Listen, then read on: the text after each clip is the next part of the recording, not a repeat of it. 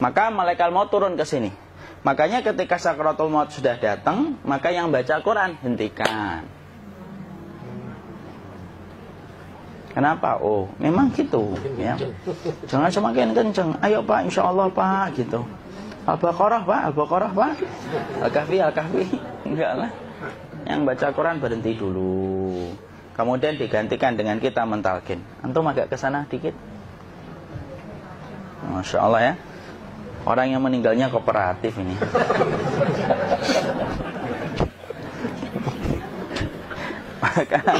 maka agak ke sini aja. Maka disunahkan kita untuk mentalkinnya. Nanti ketika mentalkin jangan terlalu sering, jangan terlalu membebani. Jangan terlalu sering itu la ilaha illallah, la ilaha illallah. Enggak gitulah. Berat nanti dia ngerasakan. Di situ Imam Qurtubi juga menyampaikan, jangan terlalu sering karena itu memberatkan dadanya. Jadi ketika mentalkin, saya sampaikan, boleh diganti atau enggak Ustadz? Enggak lah, talkin itu ibadah. Ibadah itu tauqifiyah. Tauqifiyah itu enggak usah diganti. Karena Rasulullah mengatakan, lakinu ala mautakum la ilaha illallah. Talkin orang yang meninggal di antara kalian dengan la ilaha illallah. Enggak usah diganti Allah Ustadz yang lebih singkat, lebih pendek. Tidak usah. Subhanallah Ustaz, tidak usah. Kenapa?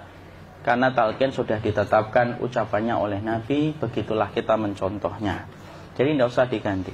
Cara mentalqin, jadi kalau keadaan sudah tenang, tolong kalau sudah sakaratul maut jangan ditinggalkan. Karena sesungguhnya pertempuran setan itu pada detik-detik kematian semacam ini. Dan betul-betul berusaha untuk menjadikan dia murtad.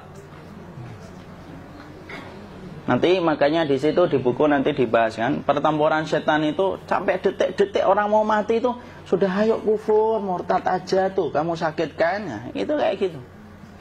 Makanya jangan ditinggal. Capek gitu kok nggak meninggal gitu ya. Udah gantian mas. Dan jangan kemudian meninggalkannya. Mangkat dulu gitu. Enggak lah, janganlah. Terus ditampingi terus.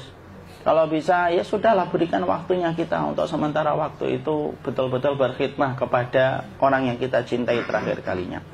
Cara kita kemudian mentalkin adalah, yaitu adalah di sebelah kanannya la ilaha illallah.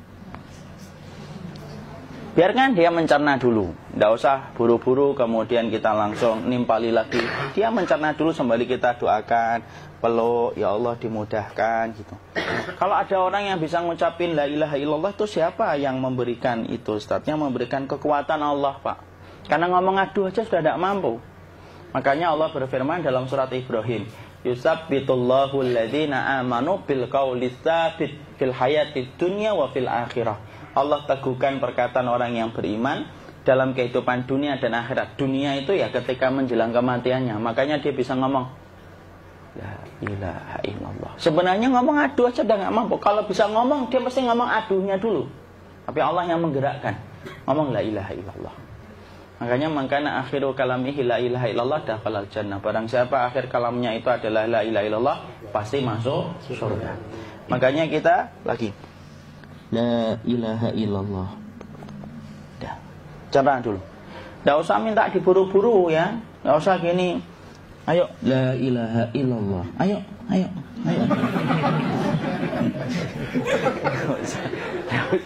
Enggak usah gitu. Ya, biarkan dia pelan-pelan gitu. Ayo tapak, ya Allah capek saya Pak. Enggak usah gitu. Dia ucapkan la ilaha illallah. Kemudian dia mencerna. Lalu kalau dia sudah mengatakan, untuk mengatakan la ilaha illallah. Nah, kalau sudah mengatakan la ilaha illallah, berarti sudah. Tidak usah ditalkin lagi, tidak usah. Belum meninggal juga Ustaz? Tidak apa-apa, biarin aja. Dia di situ aja. Kecuali dia ngomong lagi dan gak usah diajak ngomong alhamdulillah ya Pak, ya Allah gitu. Terus dia jawab alhamdulillah.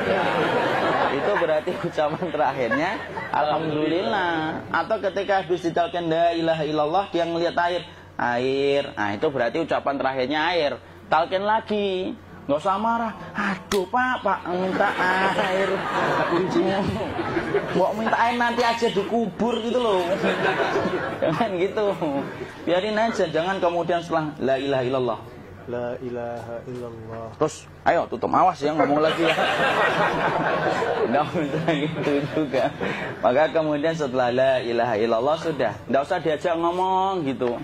Terus kemudian nggak usah ada anaknya perempuan, ya Allah Pak, sudah bisa ngomong la ilaha illallah, usah gitu. Cukup dalam hati alhamdulillah gitu. Diam kita dengerin gitu. Disitulah nanti biasanya detik dia terakhir. Dia nanti ngeliat di sini Pak, prosesnya itu nanti kaki langsung sebagian jempol dingin dia. Kaki, telapak kakinya langsung kalau kita geningkan dingin kayak kaki yang kena AC langsung. Kemudian dia langsung ningkup gini, dikit dia, mulai kaku dia. Atau kalau enggak, gini dia. Langsung kayak jatuh, kayak kepala nanti yang paling terakhir, kepala itu pasti ada gerakannya Pak. Ini meninggal itu. Pasti gitu. Pasti gitu. Karena apa? Sudah tidak ada beban ruh yang menahannya. Ya, cabut ya, set pelan, maka kemudian malaikat itu. Tapi tetap sakit lah. Walaupun dikatakan ringan, tetap sakit. Maka kemudian sakit gitu. Set ngelewatin sini. Jantung kemudian sudah tidak berfungsi. Kemudian ginjal Pak, ngelewatin ginjal tidak berfungsi. Bapak bayangkan kan, kalau yang pernah sakit batu ginjal Pak, sepakat nggak kalau kita batu ginjal itu sakitnya luar biasa Pak? Itu baru titik batu kecil di ginjal. Kita bisa bayangkan tiba-tiba ginjal tidak berfungsi. Sakitnya kayak apa Pak? Tiba-tiba ginjal nggak berfungsi, pankreas naik, kemudian tek jantung. Jantung ini dia masih hidup dia, di sininya masih hidup walaupun jantungnya sudah berhenti. Naik. Kemudian mata, dia ngelewatin mata. Organ tubuh yang paling setia sama ruh itu mata. Maka kemudian mata dia ngelihat dia, set. Ngelihat set keluarnya, set naik dia. Ya dilihat ini sama dia. Makanya Rasulullah mengatakan innar ruha idza qubida tabi'ahul basar. Ruh itu kalau dicabut, mata itu ngikutin kemana perjalanan ruh itu. Makanya ada yang meninggalnya gini. Ya itu bukan tanda su'ul khatimah. Itu tanda fitrahnya mata ngikutin ruh. Atau kemudian bukanya sedikit. Ada yang kayak senyum Pak. Ada yang kesini yang keringetan. Nah itu tanda husnul khatimah. Ada yang senyum. Jadi sakitnya setelah selesai itu plong gitu loh. Makanya kemudian ada yang tersenyum. Maka itu tanda. Kalau kita ngelihat orang yang membuka mata kayak gini, tidak usah takut. Cepat-cepat kemudian kita nanti tutup. Biasanya kalau terlalu lama, itulah yang menjadikan ini tidak bisa ditutup. Makanya harus pakai kapas akhirnya. Karena apa? Karena pas meninggal nggak langsung ditutup. Biasanya karena perawat takut, dokternya juga nggak tahu itu, dibiarin itu. Makanya ada beberapa mata yang ditutup pakai tensoplas kan? Sebenarnya kalau langsung bisa nutup dia, fitrahnya nutup mata itu. Jadi kemudian kita baca Allahumma firlahu warhamhu wa'afihi wa'fu'anhu atau bismillah wassalatu wassalamu ala rasulillah, tutup. Bismillah. Tidak usah takut. Kecuali buka lagi ya, ini baru kita kabur bareng. Kalau buka lagi Pak, insya Allah Pak, ya Allah ya kita kabur bareng-bareng Pak. Diusap Pak, diusap gini. Enggak disenggol gini enggak. Begini kan, sudah meninggal dunia. Tangan boleh begini, boleh diluruskan, tidak ada ketentuannya. Boleh gini, boleh kemudian lurus. Tidak usah disalahin kalau ada yang lurus. Lu itu tangannya gimana sih? Posisikan kayak sholat. Tidak ada perintah kayak gitu. Jadi kemudian dikondisikan saja. Terus maka kemudian dipijit-pijit, akiknya dikeluarin. Kemudian jamnya dilepas, gigi palsunya dilepas kalau ada.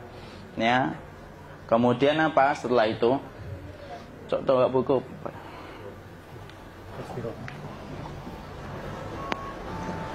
Kemudian kalau bisa awal-awal kemudian taruh buku atau sesuatu yang agak berat di perutnya ketika baru meninggal dunia. Kenapa kemudian ditaruh kayak gini? Bukan apa-apa, supaya membantu sisa-sisa pencernaan dia untuk keluar. Nanti Pak, biasanya kalau kita taruh agak yang berat gini atau kemudian kita gini-gini kan, ini udah makan belum Maki? Udah makan belum makan kok udah gede ya? Maka pencet-pencet kayak gini biasanya nanti ketika dimandikan, nah pas dimandikan diginikan saja. Aduh. Nah ini dia sudah keluar di belakang, dia gini. Terus nanti keluar dia. Nah ini keluar langsung di belakangnya. Dan memperlakukan orang kalau sudah meninggal dunia itu yang lembut gitu. Kenapa? Inna kasra admil mayyiti kakasri admil hayyi. Mematahkan tulangnya ketika orang sudah meninggal dunia itu lebih dia rasakan sakit ketika mati daripada ketika masih hidup. Tuh Islam itu sampai sama orang mukmin itu kalau sudah meninggal aja sampai selembut itu. Kok hidup kasar itu kebangetan dia jadi orang itu. Mau sampai orang mati itu kemudian disuruh yang lembut. Kalau ada aib disuruh nutup, tidak boleh diceritain. Misalkan di belakangnya beliau ini ada tompel, gagah-gagah tompelnya gede gitu. Tidak boleh cerita, Masya Allah loh. Sampai segitunya sunnah itu ngajarin kita untuk nutup aib. Kalau ada orang belajar sunnah sukanya buka aib, nyari-nyari kesalahan orang. Sunnah yang mana dia pelajari itu saya bingung. Makanya kemudian gini, setelah selesai maka kemudian tutup dengan kain. Maaf ya, ya. Ya. Nanti kalau nggak kuat napas ngomong ya. Maka ditutup kayak gini, ditempatkan kemudian jangan di tanah tapi di atas dipan. Karena apa? Syekh Abu Malik Kamal Said Salim dalam Sahih Fikih Sunnah menyampaikan supaya tidak cepat busuk. Dia taruh di atas. Kemudian ditutup pakai kain apa saja. Ya, sembari nanti kita mempersiapkan tempat mandinya, tempat kafannya dan yang lain sebagainya. Maka kemudian kalau ada yang datang boleh dibuka. Kemudian kita mencium ininya apa? Kemudian keningnya. Kemudian kita berdoa, nutup lagi kayak Rasulullah ditutup, kemudian yang datang terakhir itu salah satunya Abu Bakar. Dibuka kemudian beliau, ya Allah ya Rasulullah, engkau adalah orang yang percaya hidup dan matimu, dan tidak mungkin Allah itu mematikan engkau 2 kali ya Rasulullah. Maka kemudian ditutup kembali. Saat itu para sahabat dalam keadaan mendung semuanya. Maka disitulah kita lakukan kayak gini. Ditutup gini ya saat ya.